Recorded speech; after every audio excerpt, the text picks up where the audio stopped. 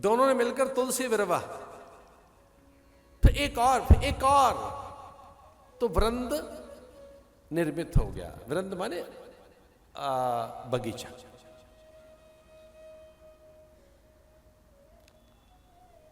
विभीषण क्या वृंद था, नव तुलसी का वृंद है, देख हर्ष कपे राय। तो वृंदा का वृंद बन गया तुलसी इतनी, क्योंकि तुलसी में प्राण सत्ता है। जब हम तुलसी को जल देते हैं तो उसमें से प्राण निस्सरित होते हैं, सूक्ष्म प्राण। तुलसी को नित्य जल देने वाला व्यक्ति मनोरोगी नहीं हो सकता। अवसाद, निद्रा, भय, असुरक्षा, अब नए नए रोग आ गए महाराज। हमारे कोई परिचित हैं तो वो हमसे बड़ी कृतज्ञता पूर्वक कोई बात बता रहे थे। हमने पूछा बात क्या हुई? बोले महाराज हम किसी एक मनोवैज्ञानिक के पास ले गए और उन्होंने सिरजोफेनिया बताया हमारी बालिका को। कहने लगे बड़ा भयानक रोग है और हम अनायासी सत्संग में चले गए उस दिन। ये घटना कहीं कलकत्ता की है, काफी पुरानी घटना है। बोले हमारी पुत्री को सिरजोफेनिया बताया, हम बड़े चकित थे, हम सत्संग में चले गए। सत्संग में किसी ने कहा कि मनोरोग की शांति तुलसी है। हमारी बेटी ने 10-15 दिन ही कोई तुलसी को जल दिया होगा, हमारी बेटी पूरी तरह से स्वस्थ है।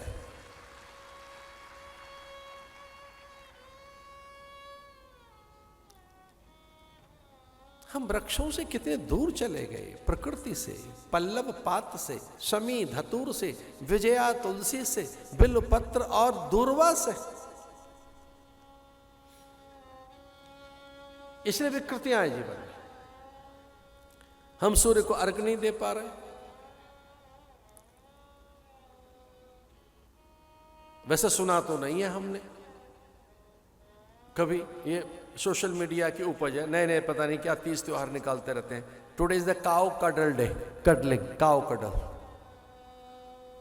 गलबैया डाल लो, हक कर लो तुलसी उसको, गौ माता को। आज का दिन निकाला है कुछ लोगों ने कि इधर उधर फूल पाती देने से बचो, भटको मत, फूल लेके इधर उधर मत भटको। आज के दिन क्या करो, गाय को छू लो। मेरा क्या सोशल मीडिया में धमाल। हम तो बड़े आनंदित हुए जब हमारे यजमान कह रहे थे महाराज गाय की पूजा का दिन है, गाय को छूने का। और ये सच बात है। जहां ये गाय की भ्रमर पड़ती है, ये जहां अगर उसका स्पर्श कर लिया आपने तो निसंदेह मानसिक विकृति जाएगी, उसकी श्वास आपके पास पहुंच गई। संपूर्ण मनोविकृति की अगर कोई विकार की एक मात्र औषधि है तो गाय की सांसें हैं। इसलिए किसी ने ठीक ही कहा होगा कि आओ गाय के गले मिलने, तो कम से कम उसकी सांस तो आएगी। अगर तेरे पिता के साथ मां की भी सम्मति है, मां की संस्तुति है, मां का भी ऐसा ही संकल्प है, तो कानन सत अवध समाना। तो अगर तेरी मां ने ऐसा आदेश दिया है तो ये 100 अयोध्याओं के बराबर कोई आदेश है।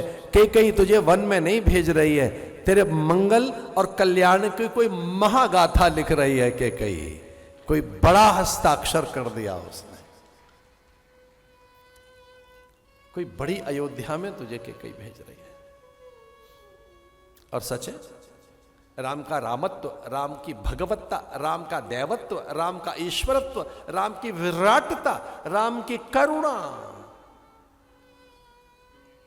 राम का प्रयोजन और उसकी पूर्ति पर जैसे मां कई ने हस्ताक्षर लिख दिए हों। हाँ, ये तो हम भी जानते हैं कि कोई स्त्री अपना नाम कई अभी तक नहीं रख पाई। भाई या तो सुमित्रा नाम मिलता है या कौशल्या मिलता है, कई नाम तो नहीं है। माने का भले ही कलंकित करें लोग मुझे इस नाम को, लेकिन मेरे नाम के कलंकित होने से घर घर में राम राम तो बोलेंगे लोग, मेरे बेटे राम को तो जान जाएंगे। निशाचरों के आतंक से धरा तो मुक्त होगी। मेरा राम वन में जाएगा तो पता तो लगे ऋषियों को कि ये ब्रह्म है, ये ईश्वर है। नारायण इस नर के वेश में घूमता है, इसलिए वो गौरवान्वित हुई बैठी हैं, आनंदित हुई बैठी हैं कि भले ही मैं कलंकित हो गई। इतिहास में किसी को तो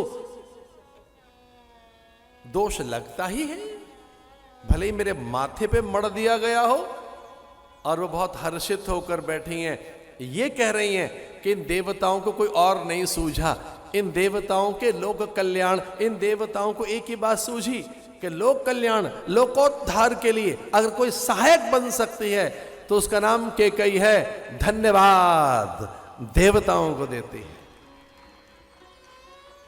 ये पुरुषार्थी कर पाते हैं ऐसा। उन्हें लगा एक बार पिता के चरणों में सर रख देना चाहिए।